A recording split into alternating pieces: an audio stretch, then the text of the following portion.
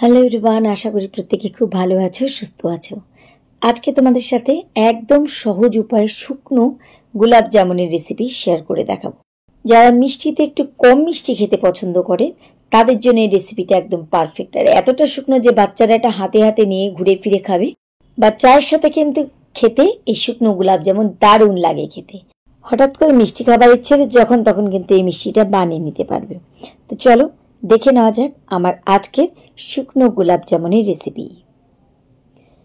এই মিষ্টি বানানোর জন্য প্রথমে আমি এখানে নিয়েছি হাফ কাপ গুঁড়ো দুধ। এর সাথে দিয়ে দিচ্ছি এর মধ্যে 2 চামচ সুজি। এর বেশি সুজি দেওয়ার কিন্তু দরকার নেই। আর দিচ্ছি একদম 1 পিঞ্চের মতন বেকিং সোডা, এটা প্রত্যেকের রান্নাঘরেই থাকে। এবার নিচ্ছি একটা ডিম। ডিমটা কিন্তু পুরোটা দেবে না, একটু একটু করে দেবে। তা আমার এখানে মনে হয়েছে যে আমি এটা অনেকবার বানিয়েছি যে পুরো ডিমটা লাগবে, তাই আমি দিলাম। তোমরা কিন্তু একটু বুঝে শুনে দেবে। অনেক সময় ডিমের সাইজ বড় হলে বেশিটা পড়ে গেলে তখন কিন্তু মিষ্টির শেপগুলো বানাতে খুব অসুবিধা হবে। তাই প্রথমে একটু একটু করে ডিম ঢেলে এই গোলাটাকে মাখিয়ে নেবে। আমি আবার বলছি, অনেকেরই এবার প্রশ্ন হবে মিষ্টির মধ্যে ডিম কেন। এটা কিন্তু একদম স্ন্যাক্স টাইপের মিষ্টি, সেজন্য কিন্তু এখানে ডিম ব্যবহার করেছি। যারা ডিমটা খাবে না মনে করছো তারা হালকা করে একটুখানি এর মধ্যে দুধ ছিটিয়ে একদম শুকনোভাবে কিন্তু আমাদের এই গোলাটা মাখতে হবে। একদম দুধ দেওয়ার সময় কিন্তু একটু খেয়াল রাখবে যেন টেলটেলে না হয়ে যায়, তাহলে কিন্তু শেপ দিতে পারবে না। আর ডিম দেওয়ার কারণে সুজিগুলো কিন্তু ফুলে যাবে, তাই ডিমটাকে যখন মাখাবে এভাবে কিন্তু মেখে থাকে। এবার আমি ঠিক 5 মিনিটের জন্য এটাকে রেস্টে রেখে দিচ্ছি। ফিরে আসলাম 5 মিনিট পরে। এর মধ্যে সুজিগুলো কিন্তু অনেকটা হলেও নরম হবে। আর আমাদের খুব নরমের দরকার নেই, তার কারণ আমরা নরম তুলতুলে গোলাপ জামুন বানাচ্ছি না, একদম শুকনো একটা মিষ্টি বানাচ্ছি। তাই সুজির দানাগুলো কিন্তু খুব একটা মিশবে না, যেহেতু আমরা ভিজিয়ে রাখিনি অনেকক্ষণ ধরে। তো এভাবে মাখার মতো হয়ে গেলেই আমাদের হবে। এবার আমি এটাকে কিছুক্ষণ মেখে নেওয়ার পরে হাতের তালুতে নিয়ে নিচ্ছি একটুখানি ঘি। তোমরা এখানে ঘিয়ের জায়গায় সাদা তেলও নিতে পারো।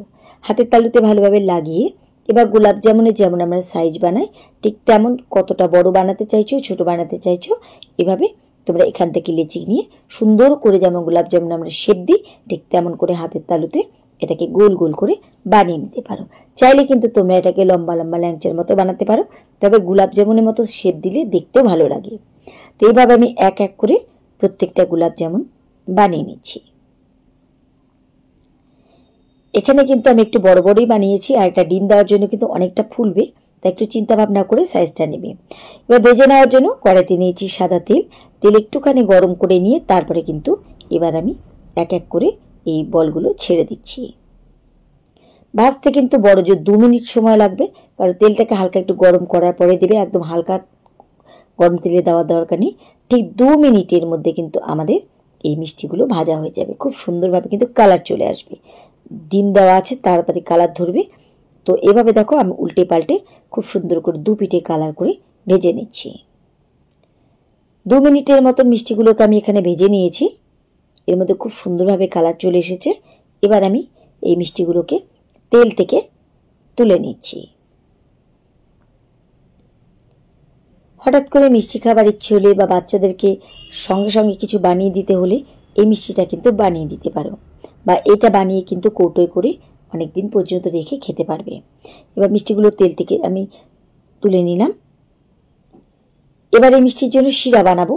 ওই যে কাপে আমি গুঁড়ো দুধ নিয়েছিলাম ঠিক ওই কাপ মেপে এখানে নিলাম হাফ কাপ চিনি, তার সঙ্গে দিচ্ছি হাফ কাপ জল। এবার চিনি আর জল একটুখানি ফুটতে দিচ্ছি। চিনি একটুখানি গলে গেলে এবার আমি এক এক করে এর মধ্যে মিষ্টিগুলো দিয়ে দিচ্ছি।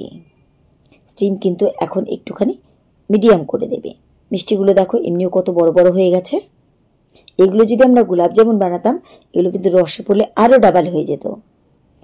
একটুখানি খালি আমাদের এই শিরার মধ্যে সেদ্ধ করতে হবে, খুব একটা সেদ্ধ করার দরকার নেই, কারণ আমি আগেই বললাম যে ভেতরটা কিন্তু একদম শুকনো থাকবে।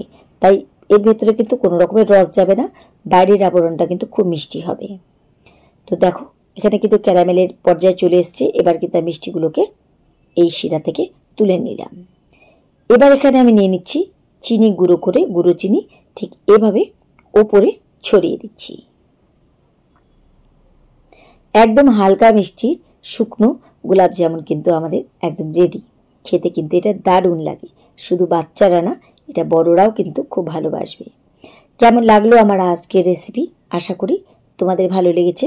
রেসিপি ভালো লাগলে বরাবরের মতো কিন্তু লাইক শেয়ার করতে ভুলো না।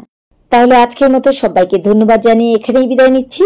ফিরে আসবো আবার অন্য কোনো রেসিপির সাথে অন্য কোনো দিন। সে পর্যন্ত সবাই খুব ভালো থেকো, সুস্থ থেকো।